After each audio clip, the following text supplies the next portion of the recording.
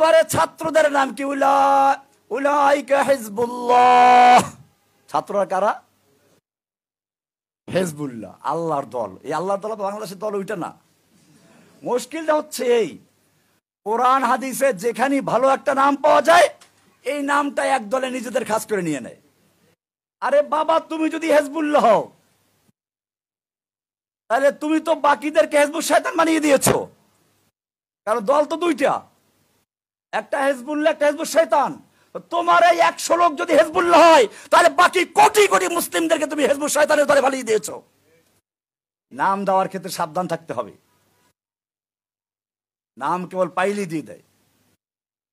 কেউ দিল জামাতুল মুসলিমিন, এবার তোরা 10 জন মুসলমান জামাতুল মুসলিম হয়ে গেছে, বাকিরা কারা? এখন ফালজাম জামাতুল মুসলিমিন। আল্লাহ রাসূল বলেছেন যখন কোন দল থাকে তখন জামাতুল মুসলিমিনকে ধরো। কাজে এই যে জামাতুল মুসলিম 10 জনের দল একটা পাওয়া গেছে। মুশকিলটা হচ্ছে এখানে।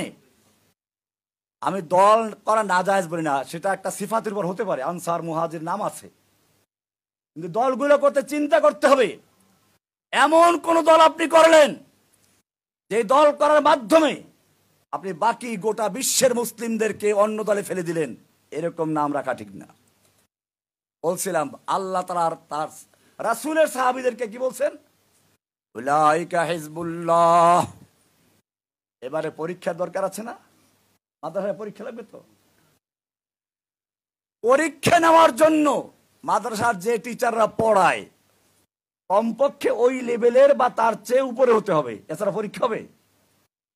ইলাহুল আলামিন যেই মাদ্রাসার শিক্ষক হচ্ছেন মুহাম্মাদুর রাসূলুল্লাহ, যেই মাদ্রাসার নিসাবে তালিম কিতাবুল্লাহ কালামুল্লাহ, যেই মাদ্রাসার প্রতিষ্ঠাতা জবিহুল্লাহ খলিলুল্লাহ, যে মাদ্রাসার নিসাবে তালিম কালামুল্লাহ কিতাবুল্লাহ, যে মাদ্রাসার ছাত্র হচ্ছে হিজবুল্লাহ, তাদের পরীক্ষা কে নেবে?